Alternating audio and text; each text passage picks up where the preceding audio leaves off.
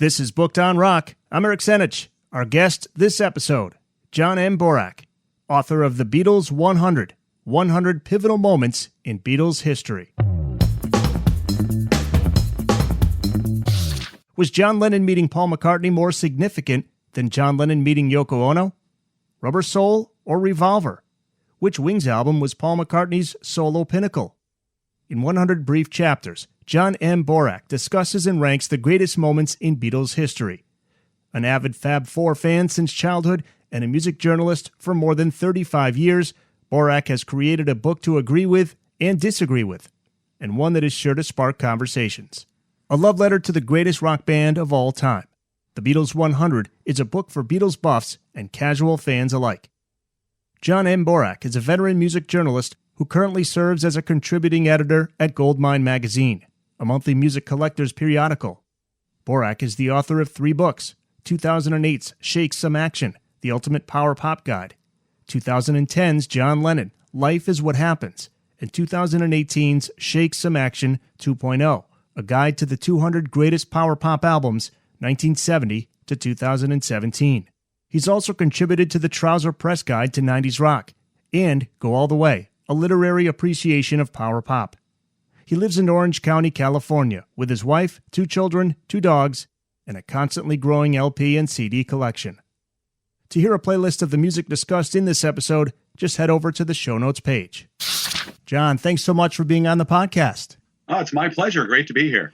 You write that you were just 5 years old when you became a Beatles fan and almost literally cut your teeth on their music. Can you talk about your first Beatles memory and how you became a fan? Oh, gosh. Well, they were all over the radio, as you know, in the 1960s. And around 1968, 1969, I became aware of the Beatles when I was very young. And my dad bought me my first 45 RPM record. It was All You Need Is Love, backed with Baby You're a Rich Man. And that was my first exposure to the Beatles. And then I sort of went backwards in my preteen and teenage years, started collecting everything, and then, grew up during the solo years and started listening and collecting, and then just became even more obsessive about the band as I got older and just really grew to appreciate the music, the legend, the personalities, the whole package. And there's a touching story you write about in your introduction. It's from when you took your daughter, Kayla, to see Paul McCartney. Yes, both my kids, Kayla and I have a son named Michael, they both enjoyed the Beatles. I grew up singing lullabies to Kayla when I'd rock her to sleep when she was a baby.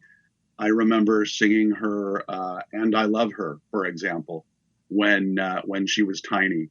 And so she's always had that affinity for the Beatles, and we've shared a lot together in terms of listening to the music, going to Beatles conventions in Los Angeles and San Diego, and, me buying her and my son albums, now that vinyl is back again for them, for young people, buying them albums. And, Kayla and I have seen McCartney, I think, 4 times now in concert. The first time was in Las Vegas in 2011. And the last time was right now, and that's what I write about in the foreword to the book. Right now, what stands as Paul's last concert to date, which was the closing night at Dodger Stadium in LA in 2019, when Ringo came out and joined him for the encore. And it was an amazing experience all around, and even more amazing because I got to share it with Kayla. So that was very memorable for both of them. There's something about their music that just connects with everybody. Yeah, and it's interesting because everybody has a story about the Beatles or how much they love the Beatles. And I find, even when I wear a T-shirt like the one I'm wearing now, or any sort of Beatles shirt or a Beatles baseball cap or whatever, if I go to the grocery store, if I go to the hardware store, if I go to the bank, 9 times out of 10, someone is going to mention, the Beatles, love the Beatles. Oh, my favorite Beatles song is Sgt. Pepper's Lonely Hearts Club Band, or my dad saw the Beatles in concert. Everybody has a story. And you're right. It does span all sorts of ages from, 6, 7, 8-year-olds I've had come up to me, tell me the Beatles are their favorite band, to people who are older than I am, who grew up with the band. And you really don't get that with, any other great band, even if it's the Stones or the Who or Pink Floyd or any other legendary act, you really don't get that sort of connection with the general public like you do with the Beatles. It's really something special. For me, it was the blue and the red best ofs, which I'll ask you a little bit more about in just a bit. But I'm curious as to how you approached these 100 pivotal moments in Beatles history. Did you have a set system going in as to which moment would rank where? And did you have some moments of serious debate, especially when you get into the top 10 moments as to which ones to put where? Well, it's funny. Like I was telling somebody yesterday, if I had to do that list over right now, it would probably be different in terms of the ranking. Just because people's thoughts change day to day. And when you're making a list, it's always sort of fluid. So what I did when I put this together was I gathered a list of what I thought were the top moments. Actually had to whittle it down to 100 because there were more than 100 top moments in their career. There were some solo records that I didn't cover, for example. And a few other things that were, relatively important that I didn't feel merited inclusion. But once I whittled it down, then I started kind of ranking things and, in what I thought were their order of importance. But, I found myself kind of changing the rankings on a daily basis as I was writing. I thought, this might be more important than that, or that might be more important than this. Let me move this up. Let me move this down. So it was kind of like a billboard chart with, things moving, things going up, going down, staying the same while I was writing it until it was finished. Well, like I said, if I were to look at it now and look at the list, I might feel, relatively differently about some of the rankings and think, well, maybe this is more important than that after all. But in the end, when you're writing about something like this and ranking anything, it's all subjective. So it's just the way I was feeling at the time I put the book together. One thing I did notice throughout the book, chart history or chart success and sales wasn't as important as just an impact that a song may have had. Yeah. And, to me, a little bit of it was, albums I felt might have been unjustly, not necessarily overlooked, but maybe underrated, in particular solo albums. And one example that pops into my mind is McCartney's Back to the Egg record. That was probably, I believe it was the worst selling Wings album at the time. And McCartney, I've heard, has sort of disowned it, which is why there hasn't been a box set re-release as there have been in most of his other 70s records, except for London Town. But I always felt it was sort of unjustly ignored and had a lot of great songs on it. So that was something I felt the need to talk about and ranked it higher just because of my personal feeling about it, and thought that people, should know more about it because it's not really talked about as much when people discuss McCartney's classic albums. Usually you hear a lot about Band on the Run, Venus and Mars, the first solo album, or Ram, which is my personal favorite. But you don't hear a lot about Back to the Egg. So I thought it was something that, again, merited inclusion and, thought people should maybe take a fresh look at it and fresh listen to it. So Ram is your favorite. That's interesting because most people would say Band on the Run. Yeah, Band on the Run is sort of seen as the classic McCartney album, and Ram sort of got ravaged by the critics at the time. But I think it's because they were expecting Abbey Road from Paul McCartney at that time, more Abbey Road, because that's where the Beatles sort of left off. And so sonically, if you go from Abbey Road to the first solo McCartney album, there's a heck of a difference because he recorded McCartney, the first solo record, all by himself. And it wasn't very high fidelity in a lot of places. Some of it you could hear, doors creaking and different things going on. It was more sort of homespun as opposed to Abbey Road, which was very lushly produced by George Martin. And then Ram still sort of had a lot of that playful sort of homespun aspect to it. And I think people weren't ready for that at the time. They wanted to hear Beatle Paul. They wanted to hear more of the classic McCartney sort of sounds. Remember, at that point, we were only 4 years removed from Sgt. Pepper. So from Sgt. Pepper to solo McCartney at that time in 1971, that was a big jump. And I don't think people were ready for it. But I think in retrospect, when you listen to the album now, just a lot of great songs on there.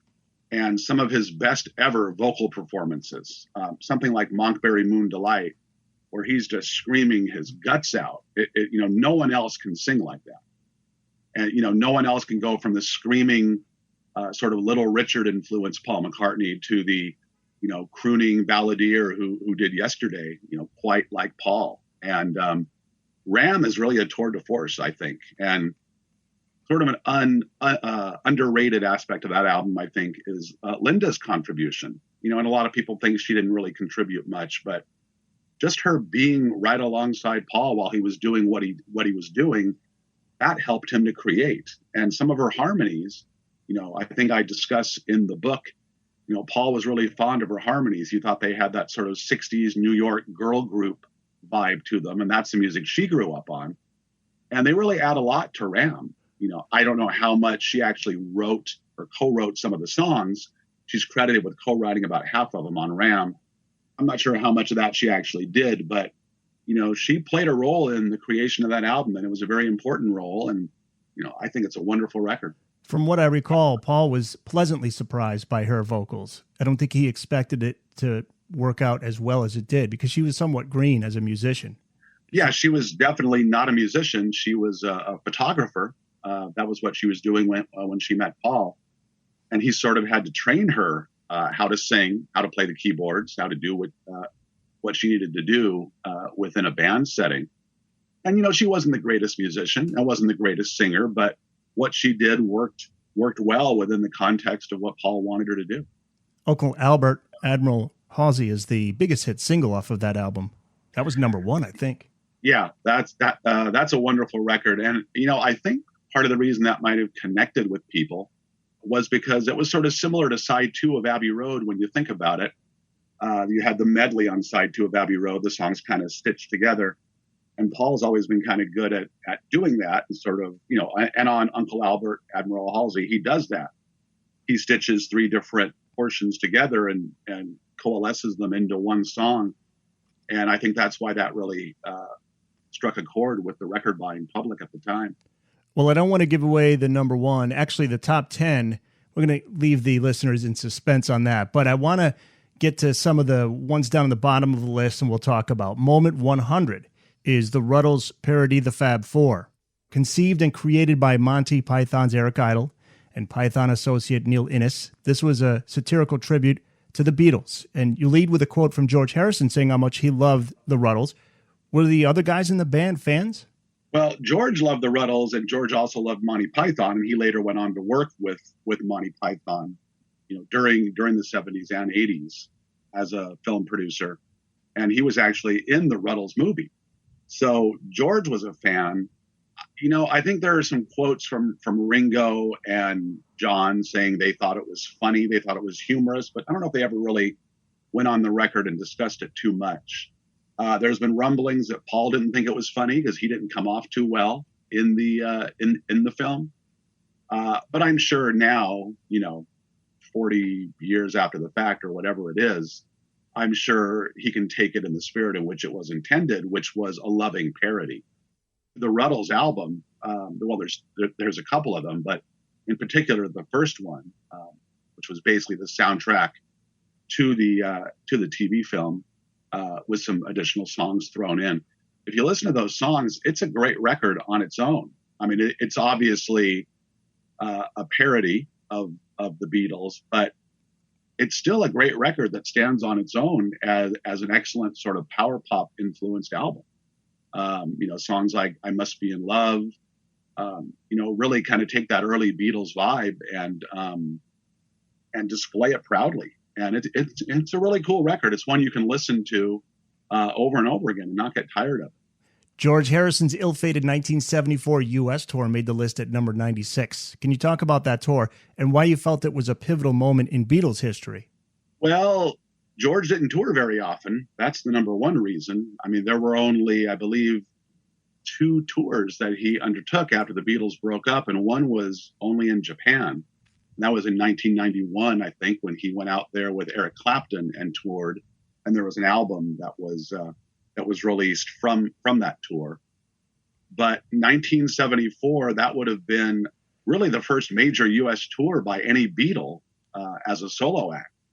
McCartney was out there touring around Europe with Wings, 72, 73, 74, but it wasn't a large-scale production like George's tour was.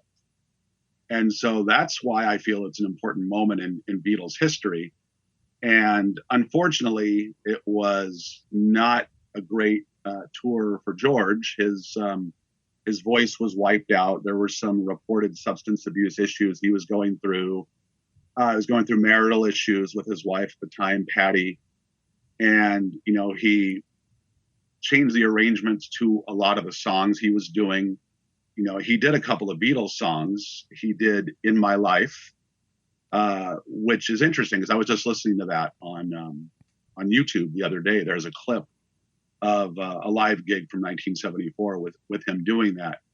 And he changes the words, which are, it's sort of heresy to change the words to a Beatles song.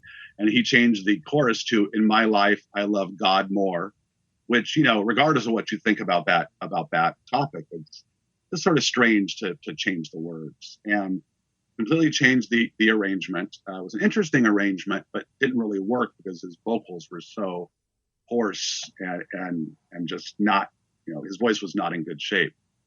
He also did Something, and, obviously a beautiful song, one of the best he ever wrote, but, changed the lyrics to that one too. Instead of Something in the Way She Moves, it was changed to When Something's in the Way We Move It, which was just sort of bizarre. Overall, the tour was not well received. George was not in great shape. It got really bad reviews. And I think it was part of the reason why he was put off from touring for quite some time after that. It wasn't something he really liked to do anyway. He didn't really enjoy the spotlight, even as a Beatle. But I think that really kind of sealed the deal in terms of him, not really wanting to get out there anymore. Number 94 makes for great Beatles trivia. What is the first real solo LP by a Beatle? And the answer is Ringo Starr's Sentimental Journey. You write that it also may be the first time a rock and roll artist attempted to sing selections from the Great American Songbook.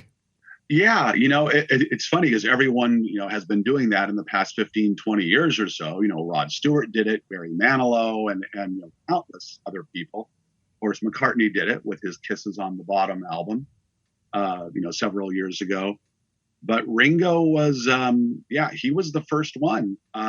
Not technically the first Beatles solo album, but really the first Beatles solo album that included songs and vocals. I mean, Lennon and Yoko had some albums out prior to that, but they were more experimental in nature. And then George had electronic sound and Wonderwall music, again, more experimental in nature. But in terms of within the pop music realm, Ringo's was the first.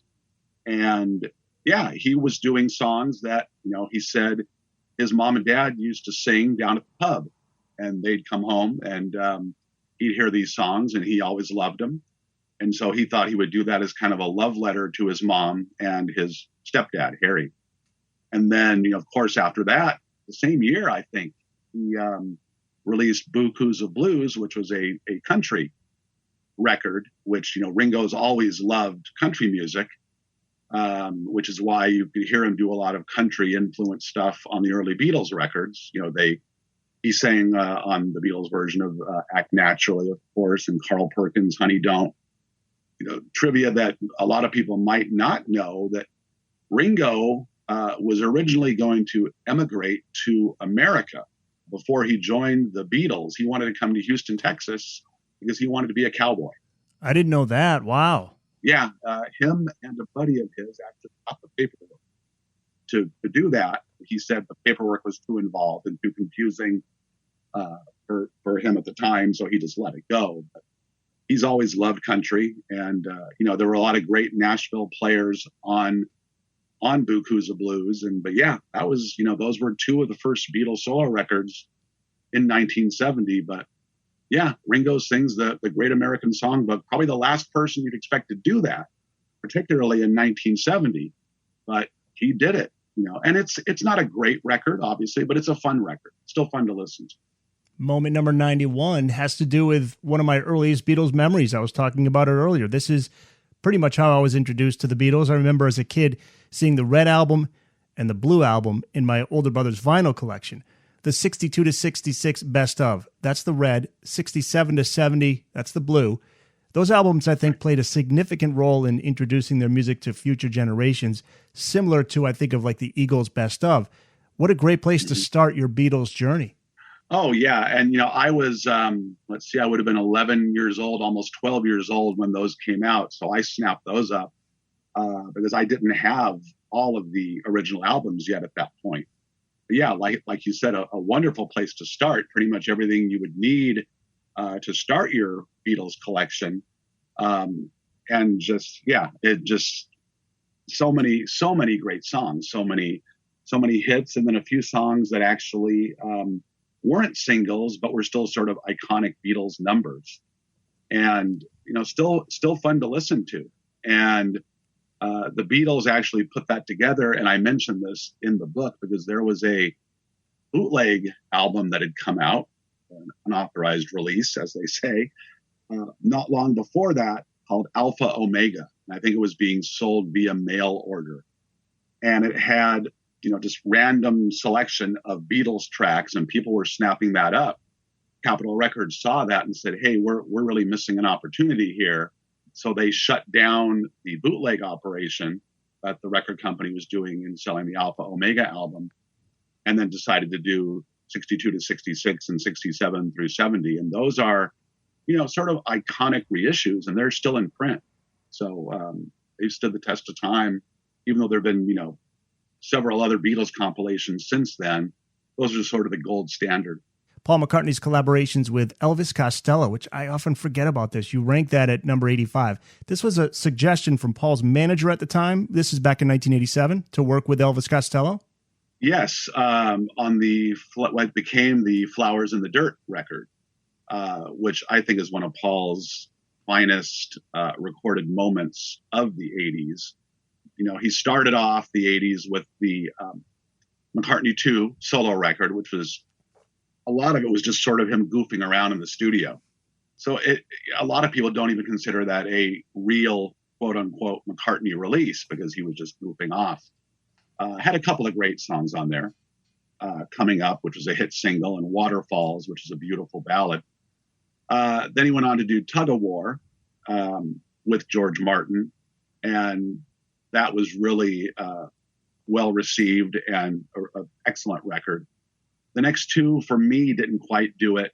Press to Play, and before that, there was Pipes of Peace. Pipes of Peace was 83, Press to Play was 85 or 86.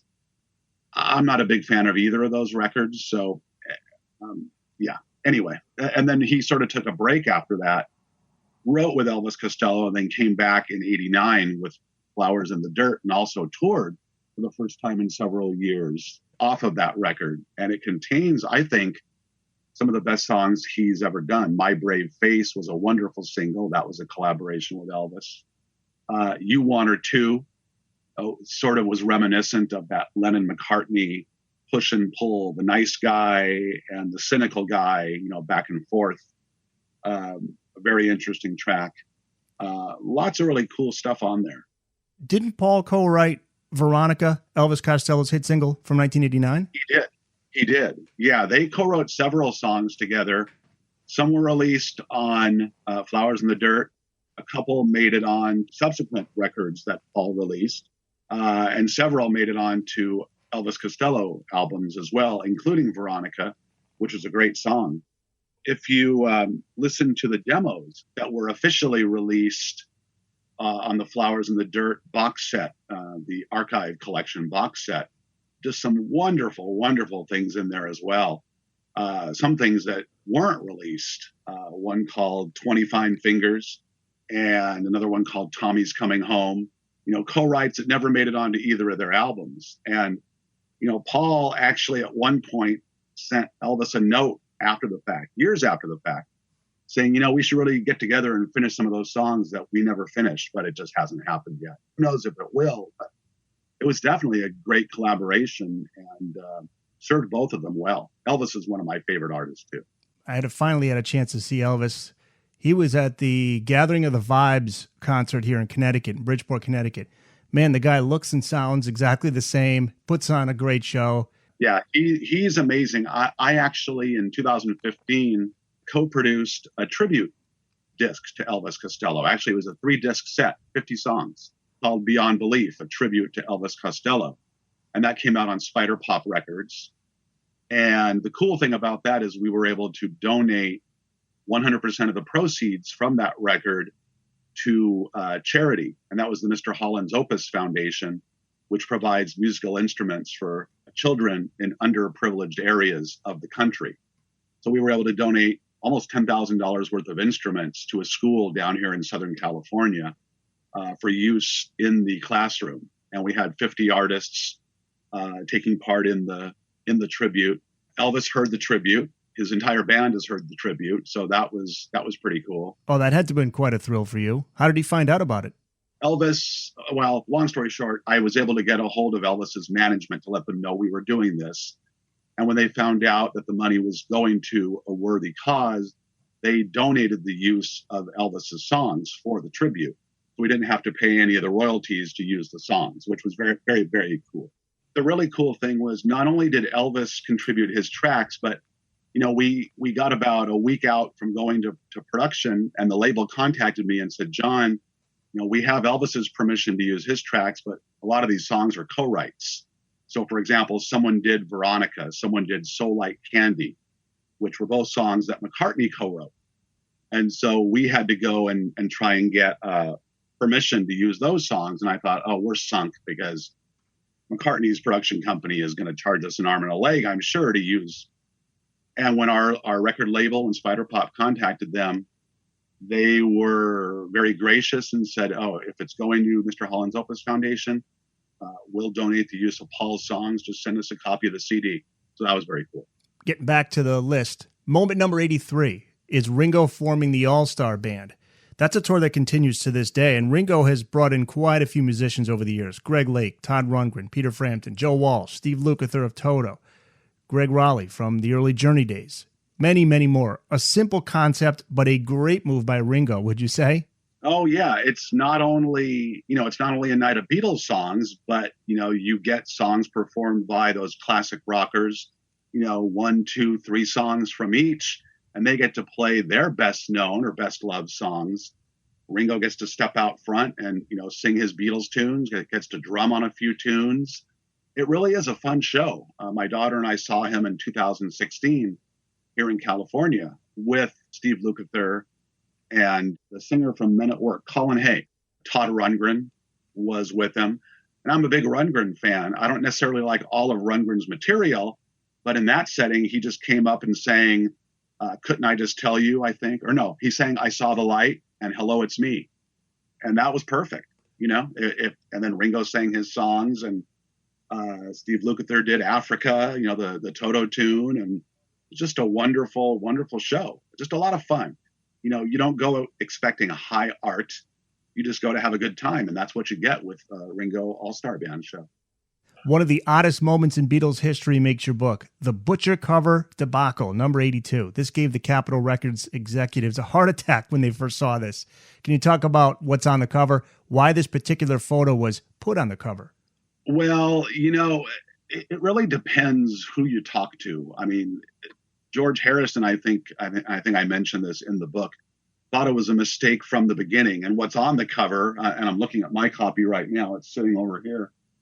It's the Beatles with decapitated baby dolls and pieces of raw meat, and they're wearing butcher smocks. It's just a bizarre concept now, but it was a really bizarre concept for 1966. People were not prepared for that.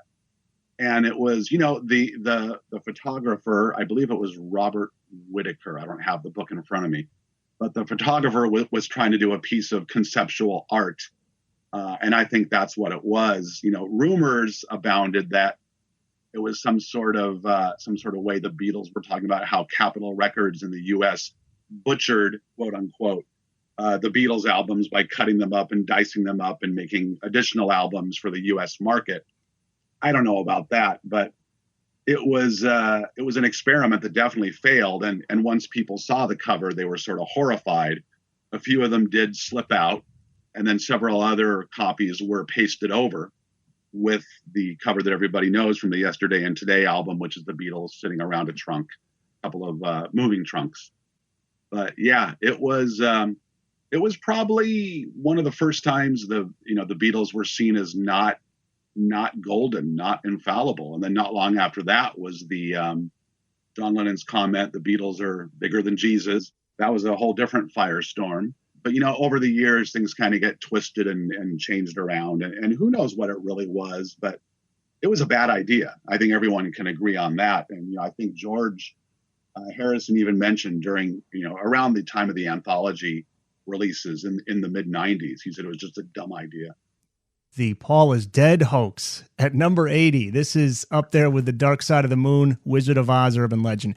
This Paul is Dead rumor all began with a story perpetrated by college newspapers, then spread by a handful of U.S. disc jockeys. What are some of the so-called clues that led people to believe Paul was dead? I remember there's the bare feet, there's the black rose, there's a license plate. Yeah, there's the license plate on the Abbey Road album, which says 28 IF, which is supposed to signify Paul would have been 28 if he had lived. What those people didn't realize was that Paul would have been 27 in 1969 and not 28. So there goes that theory. The fact that he was barefoot on the cover, the fact that he was holding a cigarette in his right hand and he's left-handed. I mean, it was really a reach. A lot of these things were really a reach. And then supposedly if you spun the White Album backwards, there was a point where you could hear somebody saying, "Paul is a dead man, miss him, miss him." It was just ridiculous. And to think it was all perpetrated by a couple of college DJs in Michigan, and it just sort of took off. It's nutty to think about now. It's sort of, it was sort of the first instance, I think, of things going viral before that was even a term. I mean, it just took off from nothing and became this big thing. And so much so that Paul even had to make a statement saying, "I'm very much alive. I just want to be left alone." I know it probably made people go and put the record on their turntable and spin it backwards, because I know I did when I was 12 or 13 or 14 or whenever I first got the White Album. I spun it backwards. And, if you want to hear something enough, you'll hear it. And I'm like, oh, yeah, they really did say Paul is a dead man. But, of course, he wasn't. The Booked on Rock podcast will return after this. At number 74 is the Beatles catalog premiering on iTunes. Now, what was the big deal with this? Well, this goes along with what I was talking about with the Red and Blue albums. Sure, bands don't make as much from streaming services as they did during the days of buying albums, but like you say, it's introducing the music to new audiences every day. Yeah, and a lot of people, and this was before vinyl had come back, so a lot of people weren't obviously not buying vinyl again yet, and they weren't really buying CDs anymore, especially younger folks. And it did really bring the Beatles to a whole new audience. And the interesting thing is, for a long time, this might still be the case, the biggest selling Beatles songs on iTunes were George Harrison songs. I think it might have been "Here Comes the Sun" or something. I'm not sure which one, but one of those two. So that was very interesting. But yeah, the Beatles held out for a long time. They wanted to get a good deal. A lot of other artists did the same thing. For a long time, you couldn't find a lot of classic rock artists, 60s, 70s artists on iTunes or now Apple Music. But it was a big deal when the Beatles were there. And then, a few years later, there was a lot of live stuff and demos and things that got released via iTunes for a very short time, just to sort of protect the copyright. I think that was 2013. There was 50 or 60 songs that were up for like a week on iTunes. And, I grabbed those, and I'm sure thousands of other people did too. But yeah, just a new way to experience the music and to bring it to a whole new audience. I'm trying to remember, did you have it in your book, the flip-flop of McCartney-Lennon rather than Lennon-McCartnney? Remember when that was the big story where Paul switched it around? Yeah, I don't know if I mentioned that. I think that was around, was it 80, on some of his live albums, I think, in the early 90s, I believe. He did that. And I think there was a time where he had even asked Yoko Ono hey, I wrote Yesterday all by myself. John didn't assist in that. Can I just credit that to McCartney? And Yoko said no. So Oh, that was, it's never a good thing to mess with the legacy. And when you do things like that, it just makes you look bad. And so I think Paul sort of learned his lesson. He hasn't done anything like that or attempted it in quite some time, but just not a good move on his part. number 66 is the song Yesterday. Paul has written many, many brilliant songs, but this, he says, is the most complete song he's ever written. His favorite of all time, according to his 1989 tour program. Do you feel it's Paul's best? Oh, gosh. The terms best and favorite are get really flip-flopped. It's definitely one of his most enduring tunes, one of his best loved tunes.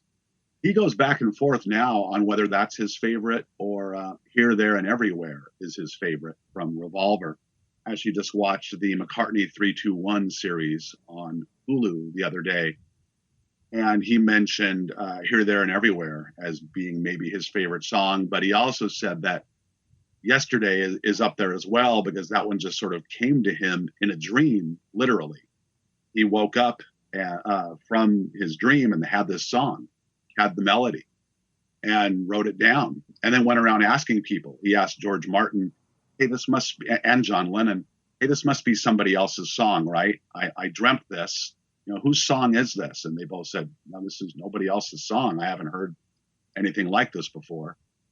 And so then he wrote some lyrics for it. He had some placeholder lyrics that I mentioned in the book. Yesterday, all my troubles seem so far away was originally scrambled eggs.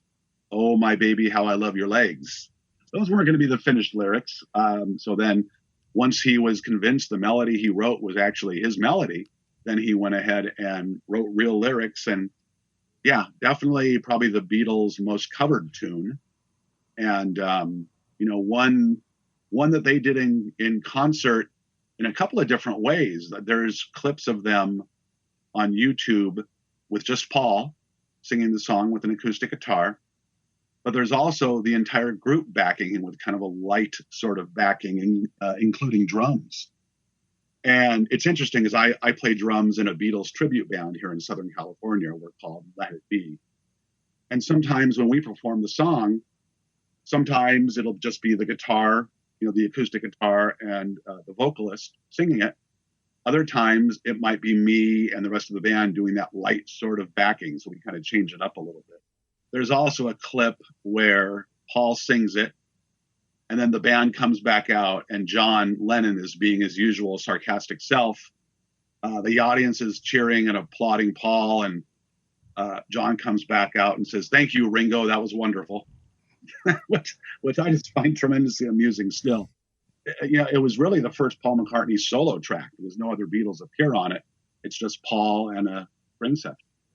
You describe moment number 54 as one of the very unqualified flops of the Beatles' career, and that's the Magical Mystery Tour Fiasco. This was Paul's project. He laughed about how it really had no plot during one interview, but then he did exhibit some revisionism in later years. He said people like Steven Spielberg liked it, and the film will eventually have its day. Do you agree? What do you think of the film? No. I don't agree. I think it's a horrible psychedelic mess. I think the Beatles they had no direction at that time. Brian Epstein had just passed away. They had no one to tell them, yes, do this, or no, don't do this. So they would do whatever the heck they wanted. And it was Paul's idea, and it was basically just them going around the English countryside in a bus doing bizarre things. It had no plot. It made no sense. The music was great, of course, but that was about it. And one of the most bizarre things, which I mentioned in the Beatles 100, was that, it's 1967. It's the height of psychedelia, and everything is colorful and bursting with color and all these, psychedelic, LSD influenced things. And then when the film premiered on the BBC on Boxing Day, it was in black and white. so it sort of took all of the, what would have even made it interesting to watch, it sort of took all of that away and made it really drab. And so, combine that with the fact that there was no plot, there was no theme. People were expecting maybe A Hard Day's Night or Help, and they didn't get anything close to those films. It was just the Beatles being very strange. And, I tried to watch it. I did watch it a couple of years ago with my daughter. She was in high school at the time. Found an old VHS tape of it in my garage. And we popped it in and watched it. We just sat there, watched it. And then it finished, the credits rolled. My daughter turned to me and said, "That was really weird." And I said, you're not wrong. It is. It's just a strange film. I don't know if it will really ever have its day aside from the music. Moment number 48, the Ringo LP reunites the Beatles, almost. This is the album that had two number one singles, Photograph and his cover of the Johnny Burnett song, You're 16. The album featured appearances by George Harrison, John Lennon, and Paul McCartney. At one point, George, John, and Ringo were all together in the same room.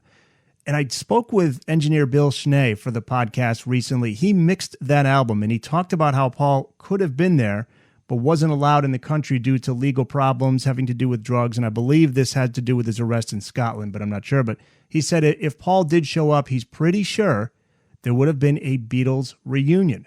This is an often overlooked moment in Beatles history, but boy, it would have been a lot more notable if it did lead to a reunion. Yeah, I'm sure they would have all gotten together. There were points in the 70s where, certain things almost happened. That was one of them, the Ringo album. There's a story about how John was getting ready to go down to New Orleans when Wings was recording Venus and Mars. John was going to go down and record with Paul, maybe write with Paul.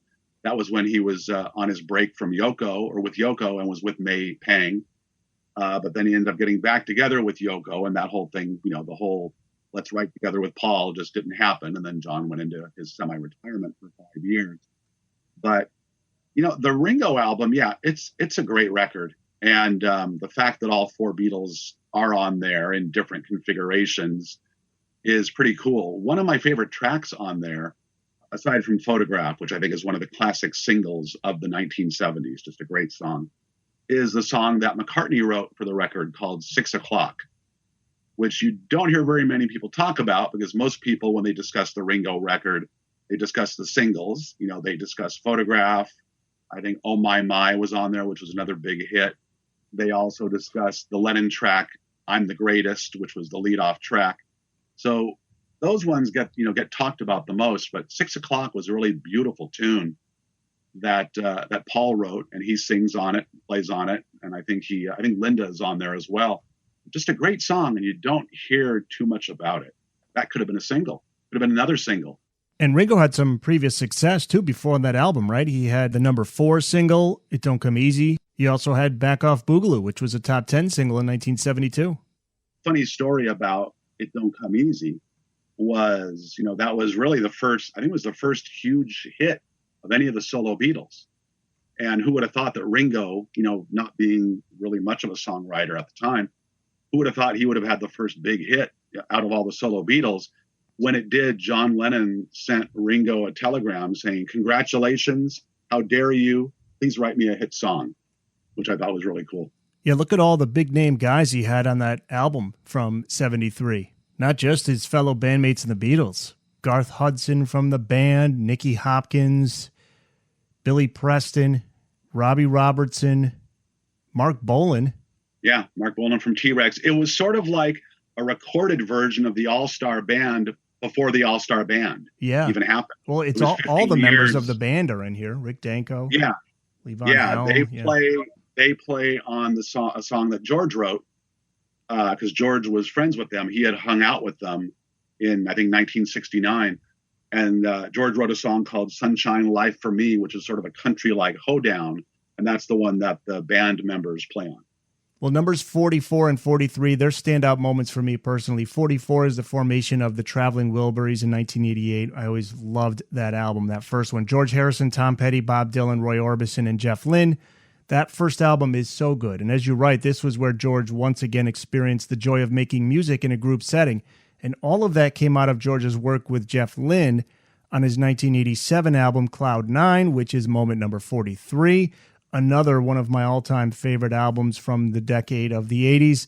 Suddenly, George is back on the top of the charts. The album's top 10. His cover of James Ray's Got My Mind Set on You shoots all the way to number 1.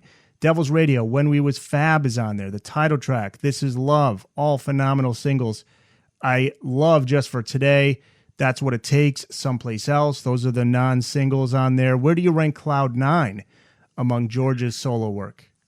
Oh, among George's solo work, I think it's right up there with All Things Must Pass.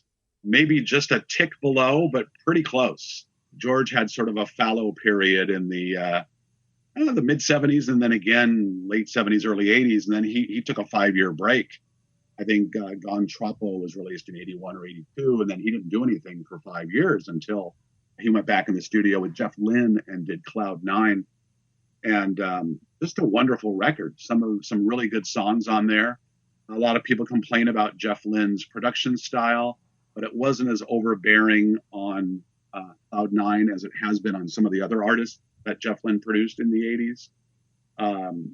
But I think he was a great foil for George. And I think he really got George, helped to get George back in the spotlight, but it helped that the songs were really strong, across the board strong. And what about that Traveling Wilburys album from '88? Are you as big a fan of that album as I am? I love both the Wilburys records, the first one in particular. It was George being comfortable in a group setting again. And I think the fact that he was so comfortable was because he wasn't the second banana. He wasn't having to answer to anybody. He wasn't having to battle with John or Paul to get his songs on the records, like he was with the Beatles, especially at the end. He was an equal to all the other people in that band, and he was just having fun.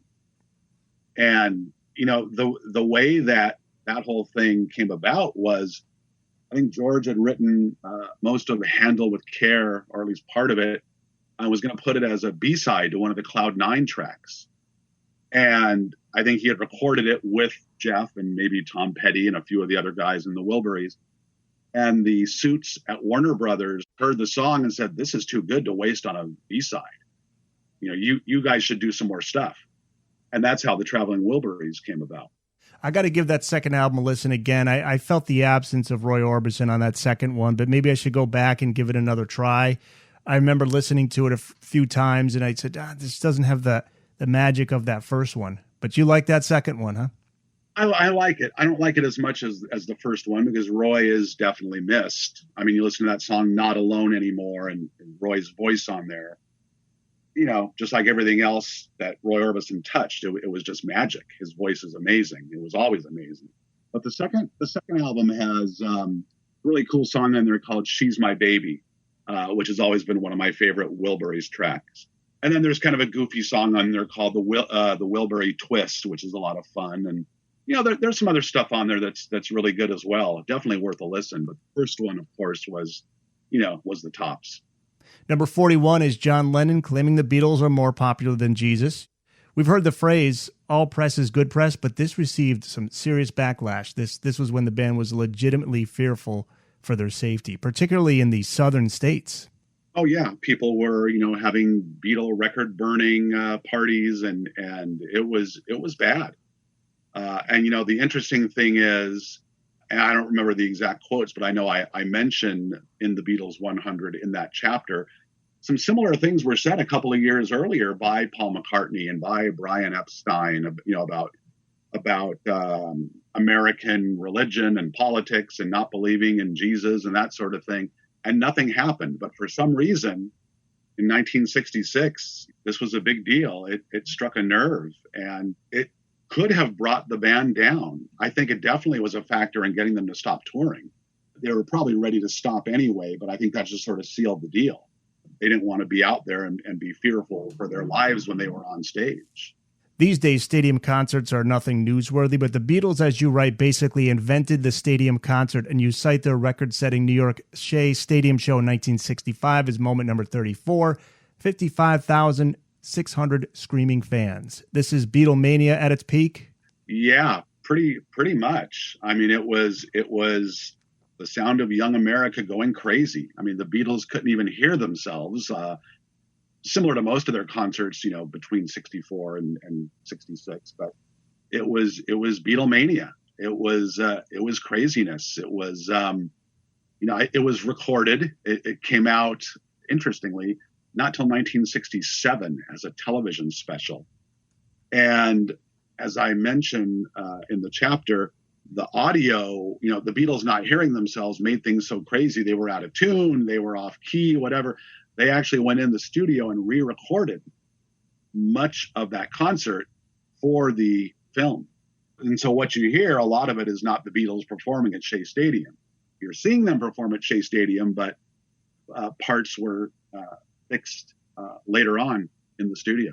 Now, this is some trivia for you. Do you know which band beat the Beatles for the fastest sellout at Shea Stadium? July 9, 1971, this band beat the Beatles record. July 9th, 1971. I do not know. Who is that? Grand Funk Railroad.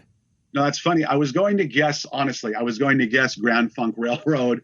And then I thought, they wouldn't have drawn 51,000 people. But wow. Yeah. That's pretty amazing, because that's before Grand Funk was a singles band. They didn't really have any big hit singles till 73 when We're an American Band came out. And then they had The Locomotion and Some Kind of Wonderful, which is one of my favorite songs, by the way. And one of the best pop songs, very Beatles influenced, Bad Time. Wonderful song. My underrated pick for Grand Funk Railroad, I Can Feel Him in the Morning. Never heard that one. Okay. Must be an early one. I'm not too familiar with their early catalog. Yeah. July 9, 1971, New York Shea Stadium, Grand Funk Railroad, 55,000 tickets in 72 hours, faster than the Beatles had in August of 65. The Beatles sold it out in a couple of weeks. Wow. The death of Beatles manager Brian Epstein, pretty high up on the list, number 31. John Lennon publicly stated that he knew the Beatles were facing the beginning of the end after Epstein's death. How different would things have played out if he hadn't died? Well, as I mentioned earlier, Magical Mystery Tour probably would not have happened, at least not the way that it did. Brian was very business-oriented. He was very image savvy. So much so that he did not even want the Sgt. Pepper album released the way it was in terms of the cover. For whatever reason, he did not like the cover. And not long after he died, someone found a note, I believe, that he had written, said brown paper bags for Sgt. Pepper, meaning he didn't think the cover should be seen in stores the way it was. And I'm not sure why that is, but it just speaks to his PR. He didn't think it made the Beatles look good. And so, he sort of took control of everything. He was their manager, their day-to-day activities. But, he managed their day-to-day activities, but he didn't have as much to do once they were off tour.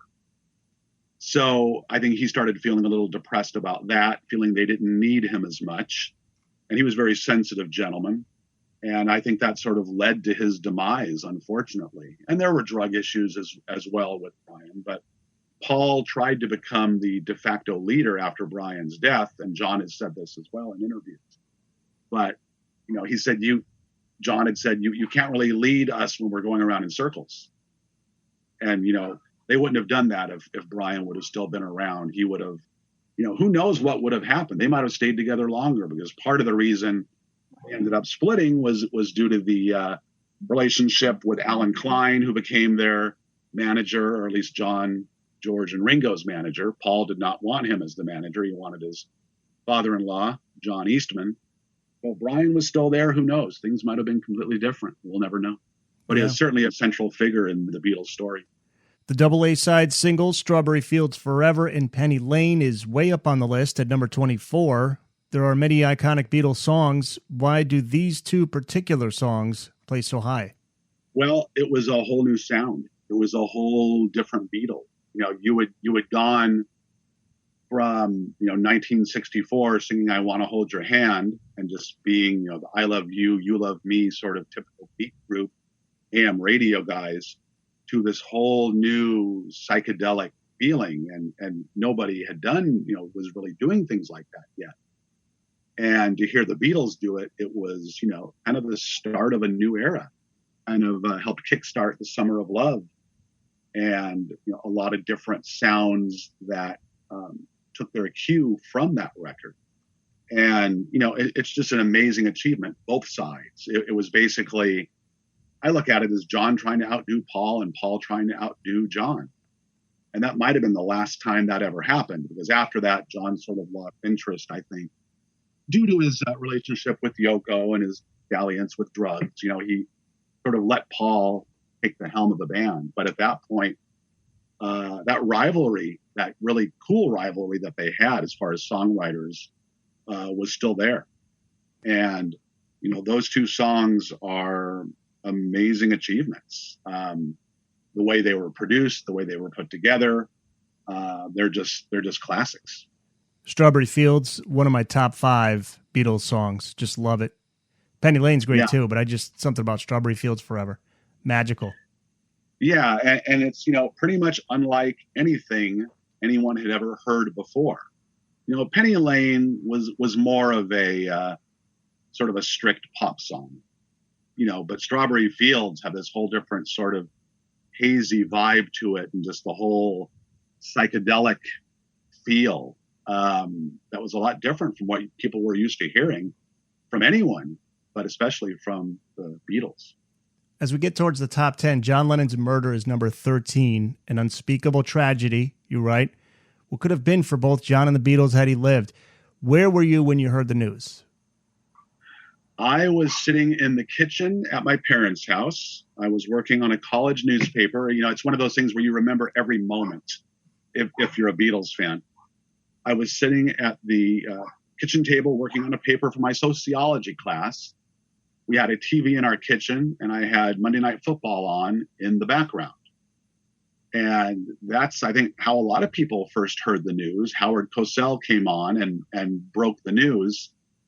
And I still get chills when I think about it. The clip of him announcing that is on YouTube, and it's still kind of unbelievable to just, first of all, to believe that it ever even happened. And how it happened and why it happened, we'll never really know. But he didn't want bodyguards. Yeah, in those days it was different. And John loved New York. He felt safe in New York.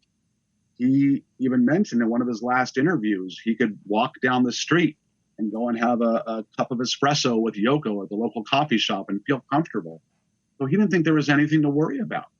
And this was before George was attacked in his home at Friar Park. It was before any of this craziness with rock stars and, stalkers started happening. So, John felt safe. He felt okay. And it was just very strange and just incomprehensible. Just the feeling in the pit of your stomach when you hear that news, if you're a Beatles fan. Even if you're not a Beatles fan, just hearing that news, have someone dying in that way, being taken away so senselessly, it was just horrible. I cried for days on end. I would have been 18 at the time, almost 19. And it was like a punch in the gut. It really was. I don't want to give away the exact numbers as we get into the top 10. So we'll leave the listeners in suspense until they read the book. But the Beatles being turned on to drugs is high up on your list. Why was the Beatles' use of recreational drugs so important? Well, recreational and non-recreational. I mean, some of it fed their songwriting. I mean, I couldn't imagine them doing a song like Tomorrow Never Knows, or as we talked about earlier, Strawberry Fields Forever. I couldn't imagine those being written or recorded without some sort of influence from some sort of substance. I mean, there was obviously something going on there beyond just the traditional songwriting, the traditional songwriting inspiration. So that's one factor. LSD sort of opened their minds to a lot of different things, and then on the other side of the coin, heroin sort of almost took John down in the late 60s. That's sort of why he was almost absent on a lot of the Abbey Road tracks. He doesn't play, I don't think, on any of George's tracks on Abbey Road, or at least not many of them. And, and some tracks he's not on at all, like Maxwell's Silver Hammer, which he always hated. He's not on that track at all. So that's another, function that, drugs had on the band. But, in a way, it maybe helped their creativity. Not that they needed help, but I think it might have assisted them in some of their songwriting, particularly 66 through 68.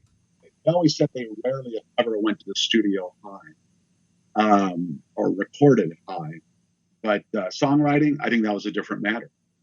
You know, you don't even think of writing something like Tomorrow Never Knows and produce it the way it was produced. You know, I don't know. It's just sort of out there. And I think drugs sort of helped fuel that a little bit. For that whole generation of musicians, I don't even think Sure. Jimi Hendrix would have been Jimi Hendrix if he weren't under the influence. Right. You know, but it obviously has its downsides. It's dangerous, and we all know what can happen to these guys. But during those days, It was experimental. There was still a lot yet to learn. But that's what I want to lead to, that era. So Rubber Soul from 1965, Revolver 1966, Sgt. Pepper's 1967, and the White Album 1968. What a run. Those all placed in the top 20 in your book. All albums that rank among the greatest albums of all time, period. Which of those albums is your personal pick and why? That was running from Rubber Soul through the White Album? Yeah, Rubber Soul through the White Album. If you just factor in those, my personal favorite would be the White Album. Okay. There's so much on there. And even though you hear the stories about how they weren't getting along and you know, it was basically 4 solo acts, you know, producing songs, there's just so much greatness on there. And even the lesser known tracks are wonderful. You know, if you dig into tracks such as, for example, George's Long, Long, Long, you rarely hear anyone talk about that song, but it's beautiful. And it's really uniquely produced and really excellently played and just a really cool song to listen to. And then you have all the tracks everyone knows and loves, like Back in the USSR and Birthday. And so you've got the rockers, you've got the pretty acoustic stuff, John doing Julia, Paul doing I Will. You've got While My Guitar Gently Weeps, which has become one of George's classic Beatle tunes. Even Ringo, you know, his first composition with the Beatles, ending up on that record, Don't Pass Me By, which he had actually started writing 4 years earlier. It's just an incredible record. Happiness is a Warm Gun is my personal favorite from the album. Again, another sort of medley like Paul would go on to do later in his career and like the whole band would do in Abbey Road. Just some really great inventive music on there. Now, it sounds from what you said there, you might have an album that came before that might be your go-to. Which one would it be then? My personal favorite, and this is not the best, but my personal favorite is the UK version of A Hard Day's Night. Okay. Not the US version with the instrumental soundtrack music on it, but the UK version, 13 tracks. It's all incredible. To me, it's the first Beatles album with no cover songs on it. Up to that point, all the albums had cover songs. This was all Beatles originals. As I talk about in the chapter, very nearly a John Lennon solo record, because 10 of the 13 tracks were either mainly written or solely written by him. And, you know, some of the deeper cuts on there that people don't talk about, you know, obviously you know the title track, you know, A Hard Day's Night, I Should Have Known Better, and I Love Her, If I Fell. They're all great songs. But even some of the other stuff like Anytime at All, I think is a great rocker. One of John's coolest earlier songs. And Tell Me Why, which has some of Ringo's finest drumming, if you listen to it, on there. 2 other really great songs. So, yeah, just a lot of really great stuff on that record. Definitely my favorite. The Beatles 100 pivotal moments in Beatles history. It is out now. Any website you want to direct people to get a copy? Well, you can get it on Amazon, Amazon.com, or you can get signed copies via the Rarebird website. Those are the 2 go-to places, but I think it's available in some bookstores as well as other online dealers like barnesandnoble.com. And where can people reach you, John? Any social media pages? You can get a hold of me on my Facebook page, John Borack Author. Feel free to reach out to me there. I'm also a contributing editor for Goldmine Magazine, so I post a lot of my reviews on that page. A lot of Beatles-related things there as well. So feel free to reach out to me via Facebook. Outstanding. Thanks, John. Thank you. I appreciate it. It was a really fun chat, and I appreciate you liking the book. Thanks to John M. Borack for taking us through his book, The Beatles 100 Pivotal Moments in Beatles History. If you have a local independent bookstore, pick up a copy there and support not just John, but your local independent bookstore. A link to find your nearest bookstore on our show notes page. Be sure to subscribe to Booked on Rock at Spreaker or wherever you listen to your favorite podcasts. You can find us online at bookedonrock.com, on Facebook at facebook.com/bookedonrockpodcast, on Twitter at bookedonrock, the email address, thebookedonrockpodcast@gmail.com. You can also contact me through the website. And if you're an author of a book on rock and you want to be on the podcast, just send me an email. I'm Eric Senich. Thanks for listening, and join me again next time for another episode of Booked on Rock.